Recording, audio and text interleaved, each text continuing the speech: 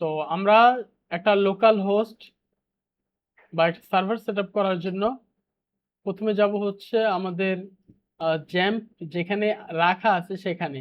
তো এটা হচ্ছে আমাদের জ্যাম্প সফটওয়্যার বা জ্যাম অ্যাপ্লিকেশন, আর এটা হচ্ছে জ্যাম্প ফোল্ডার।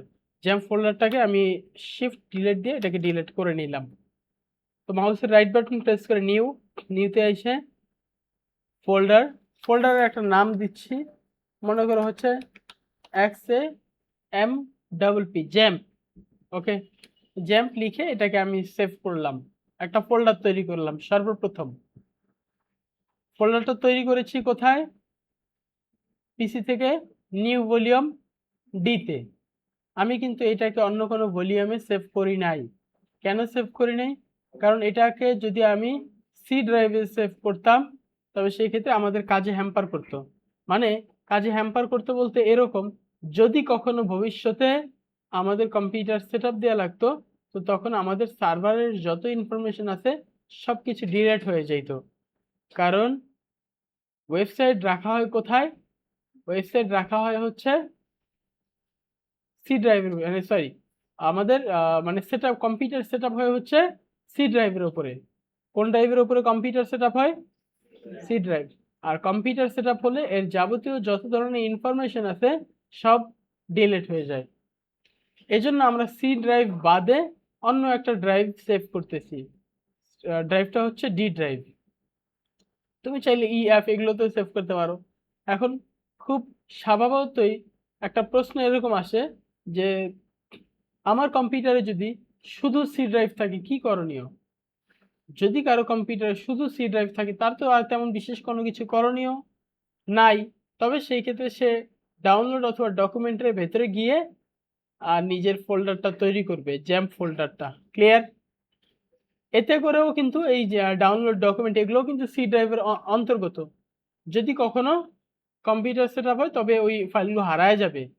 কিন্তু যাদের কম্পিউটারে অন্য ড্রাইভ আছে, যাদের কম্পিউটার অন্য ড্রাইভ আছে তাদেরকে অন্য জায়গায় সেভ করতে হবে।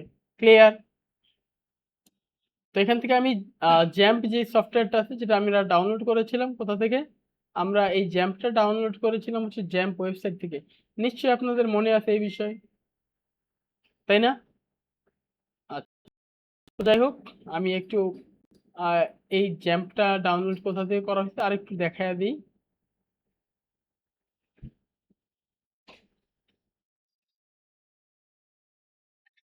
তো এখান থেকে আমরা যাব হচ্ছে জ্যাম্প সার্ভারে। জ্যাম্প সার্ভারে এখান থেকে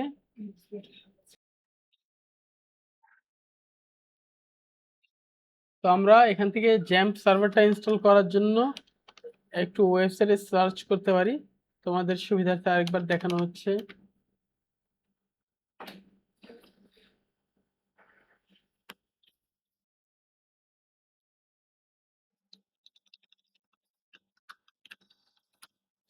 XAMPP download,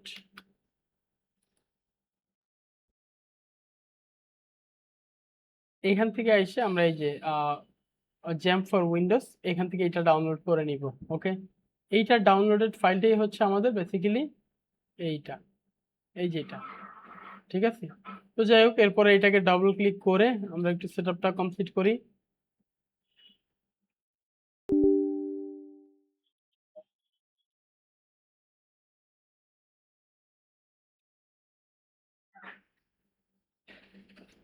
welcome to XAMPP,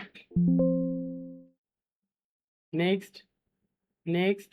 মানে এখানে কি কি ইনস্টল হচ্ছে এগুলো দেখাচ্ছে, সার্ভার মাইএসকিউএল, ফাইলজিলা। হ্যাঁ, তো এখান থেকে এটাকে জ্যাম্পটা আমরা সেভ করব কোথায়? মানে আমরা জ্যাম্পের ফোল্ডারটা রাখবো হচ্ছে ডি ড্রাইভের ভেতরে। ডি ড্রাইভের ভেতরে জ্যাম্প নামক আমাদের একটা ফোল্ডার আছে, এইটার ভেতরে আমি জ্যাম্প ফোল্ডারটাকে মানে জ্যাম্পটাকে ইনস্টল দিব। ক্লিয়ার?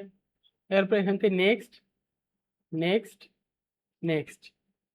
এরপরে আমাদের এটা ইনস্টলিং হবে হবে আর কি। তো ইনস্টল হতে থাক, আমরা একটু এটাকে পজ রাখি। আমরা এখন এখানে দুইটা জ্যাম্প কন্ট্রোল প্যানেল থেকে অ্যাপাচি এবং হচ্ছে মাই এসকিউএল এই দুটো ইনস্টল করব। হ্যাঁ, অ্যাপাচি হচ্ছে আমাদের একটা অ্যাপাচি সার্ভার এবং মাই এসকিউএল হচ্ছে মাই এসকিউএল, এইটা হচ্ছে আমাদের এই দুইটা ইনস্টল করলাম আর কি, স্টার্ট করে দিলাম। অ্যাপাচি সার্ভার এবং মাই এসকিউএল। MySQL হচ্ছে ডেটাবেজের জন্য ব্যবহার করা হয়, আর অ্যাপাচি হচ্ছে সার্ভার। ঠিক আছে, মানে এখানে সংরক্ষিত থাকে আর কি। তো যাই হোক, অ্যাপাচি এবং MySQL এই দুইটা ওপেন করলাম। ওপেন করার পরে আমরা ইন্টারনেট কানেকশনটা চাইলে বন্ধ করে রাখতে পারি। আমার ইন্টারনেট কানেকশন কি এখন ভিজিবল আছে? নাই। তো এবার আমি এখান থেকে আইসে কি করব, মনে করো আমাদের এখান থেকে গুগল ক্রোম থেকে লোকাল হোস্ট লিখবো, লোকাল হোস্ট এন্টার দিলাম, আসছে। তো লোকাল হোস্ট আসার পরে আমরা লোকাল হোস্ট যেহেতু চলে আসছে, এখান থেকে যাব হচ্ছে পিএইচপি মাই অ্যাডমিন। কোথায়? পিএইচপি মাই অ্যাডমিন। এখন পিএইচপি মাই অ্যাডমিনে আসার পরে এরপরে যাব হচ্ছে আমি ডেটাবেজে। কোথায় যাব? ডেটাবেজ। ডেটাবেজে এই জায়গায় এসে আমরা এখান থেকে ডেটাবেজ তৈরি করতে পারি। তবে ডেটাবেজটা আমাদের তৈরি করার আগে, আমাদের যেই কাজটা করতে হবে সেটা হচ্ছে ওয়ার্ডপ্রেস ওআরজি।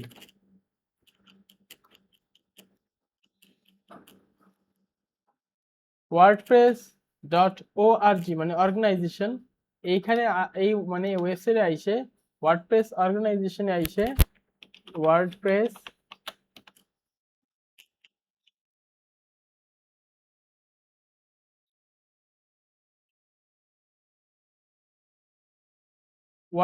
ওআরজি, এখানে আইসে আমরা এই wordpress.org এই জায়গায় আইসে আমরা একটা সিএমএস ডাউনলোড করব, মানে ওয়ার্ডপ্রেসের যে সিএমএসটা আছে সেটা আমরা ডাউনলোড করব। হ্যাঁ, কোথা থেকে? গেট ওয়ার্ডপ্রেস, এখান থেকেও ডাউনলোড করা যায়, অথবা এখান থেকে আমরা গেট ওয়ার্ডপ্রেসে ক্লিক করব। ওকে, গেট ওয়ার্ডপ্রেসে এসে ডাউনলোড ওয়ার্ডপ্রেস 7.0.2 মানে যেটা বর্তমানে থাকবে আর কি, এটা ডাউনলোড দিয়ে নিতে হবে। এটা ডাউনলোড দেওয়ার পর আমরা এটাকে কোথায় পাবো? এটা আমরা পেয়ে যাব হচ্ছে ডাউনলোডের ভেতরে এই জায়গায় আমাদের এই যে ওয়ার্ডপ্রেস আছে, রাইট? এই ওয়ার্ডপ্রেসটা আমরা এখান থেকে এই যে ওয়ার্ডপ্রেসটা আছে এটাকে কপি করে নিব। কি করব? এটাকে কপি করব। ওকে, কপি করে আমাদের লোকাল হোস্ট যেখানে আমরা ইনস্টল করেছি সেখানে যাব। আমি লোকাল হোস্ট ইনস্টল করেছি ডি ড্রাইভের ভেতরে। এখন তোমরা যে যেখানে করেছো সেখানে পাবা। তো ডি ড্রাইভের ভেতরে আসার পরে আমি জ্যাম্পে যাব। কোথায়? জ্যাম্পের ভিতরে htdocs নামক একটা ফোল্ডার আছে। কি আছে? htdocs। এই htdocs এর ভিতরে এসে আমি এটাকে পেস্ট করব। ওকে, মানে ওয়ার্ডপ্রেসটা আমি পেস্ট করলাম।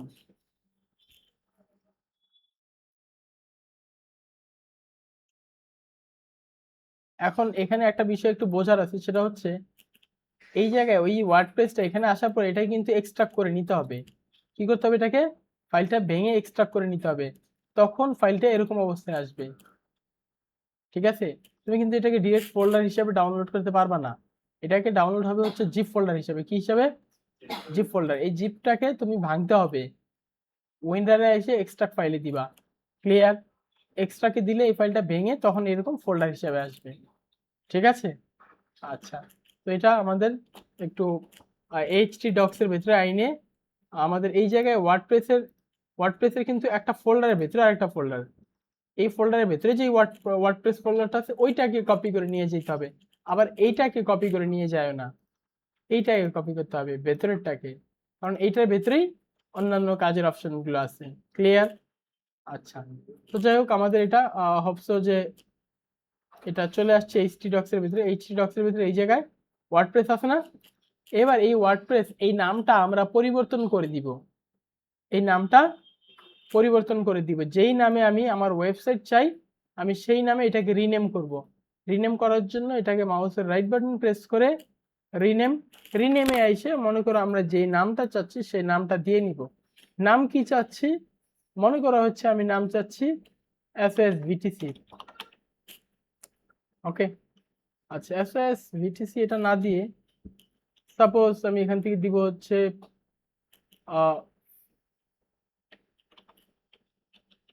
ফেরিওয়ালা। ঠিক আছে, মানে যে মাল ফেরি করে বিক্রি করে এরকম। আমার ফেরিওয়ালা নামক একটা ওয়েবসাইট আমি মনে করি তৈরি করলাম, এটাকে কপি করব। এরপর হচ্ছে আমি এখানে আইসে এই নামটা পেস্ট করে দিলাম, ফেরিওয়ালা হয়েছে। দেন তারপরে ক্রিয়েটে ক্লিক করব। কোথায়?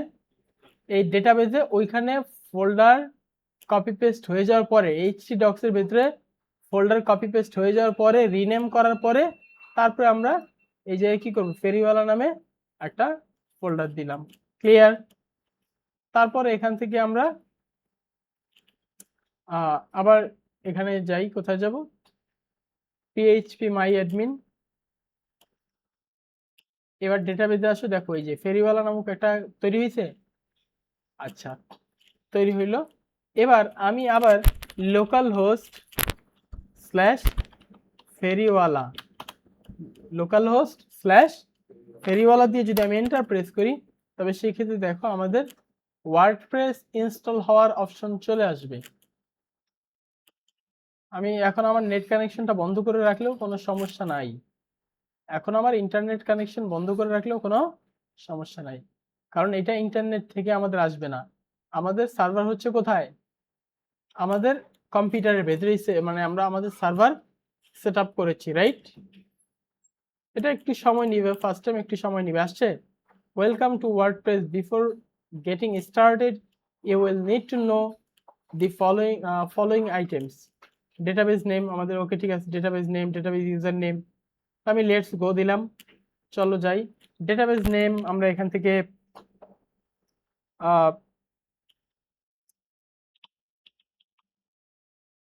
রুট দেই, দুঃখিত, ইউজার নেম দিলাম রুট, পাসওয়ার্ড দিব না। আর ডেটাবেস নেম, আমাদের ডেটাবেস নেম কি ছিল, ফেরিওয়ালা, ডেটাবেস নেম ফেরিওয়ালা, user name root, user name root, password ফাঁকা রাখবো, ডেটাবেস লোকাল হোস্ট, আর টেবিল প্রিফিক্স, মানে এই আমরা যাবতীয় যত ডকুমেন্ট তৈরি করবো, ফাইল ফোল্ডার তৈরি করবো, তার আগে কি বসবে, ডাব্লিউপি বসবে না, আমি ডাব্লিউপি মানে ওয়ার্ডপ্রেস রাখবো না, আমি এখানে ফেরিওয়ালা দিয়ে দিলাম, মানে আমি যত কিছুই দিব তার আগে টেবিলের শুরুতে ফেরিওয়ালা লেখা আসবে। এবার সাবমিটে ক্লিক করলাম, রান দি ইনস্টলেশন। এরপর হচ্ছে টাইটেল সাইট, টাইটেল দিলাম হচ্ছে ফেরিওয়ালা, user name admin, password admin, মানে এটা আপাতত সহজ করার জন্য অ্যাডমিন রাখলাম। তারপর হচ্ছে confirm use of week password, আমরা এটা নিশ্চিত করতেছি যে আমরা জেনে বুঝেই সহজ পাসওয়ার্ড দিচ্ছি। ইমেইল আমরা চাইলে দিতে পারি, না চাইলে সমস্যা নাই। এরপরে আমি ওয়ার্ডপ্রেসটা এখানে ইনস্টল করে দিব, বলতেছি ইউ মাস্ট প্রোভাইড, দুঃখিত আমাদের অবশ্যই একটা ইমেল দিতে হবে। তো মনে করো আমি ইমেলটা দিচ্ছি হচ্ছে ichheghar@gmail.com, confirm use of week password, install WordPress. তো আমরা এইভাবে করে একটা ওয়ার্ডপ্রেস লোকাল হোস্টে ইনস্টলেশন করে নিতে পারি, রাইট? তারপর বলতেছে হচ্ছে সাকসেসফুলি আমাদের ওয়ার্ডপ্রেস ইনস্টল হয়েছে। তো এবার আমি যদি আমাদের ওয়েবসাইটটা দেখি, তবে সেই ক্ষেত্রে লোকাল হোস্ট স্ল্যাশ ফেরিওয়ালা দিয়ে আমি যদি এন্টার প্রেস করি, দেখো আমাদের এরকম একটা সাইট আসছে, ওয়েবসাইট আসছে, রাইট? আচ্ছা, এবার আমি একটু যদি এই ওয়েবসাইটটাকে আমি একটু ডেভেলপ করতে চাই, কোথায় যাব, আমরা একটু ওয়ার্ডপ্রেসে লগ ইন করবো। ওয়ার্ডপ্রেসে লগ ইন করতে হইলে আমরা এখান থেকে যদি লিঙ্ক থেকে লগ ইন করতে চাই, লোকাল হোস্ট স্ল্যাশ ফেরিওয়ালা স্ল্যাশ wp-admin এন্টার প্রেস করলাম, এই যে আসছে, রাইট? এখান থেকে আইসে লগ ইনে ক্লিক করব, কোথায়, লগ ইন, ঠিক আছে? তো এখান থেকে এখন আমি চাইলে আমার এই ওয়ার্ডপ্রেস সাইটটাকে কাস্টমাইজেশন করে নিজের মতো করে সাজায় গুছায় নিতে পারবো। ক্লিয়ার?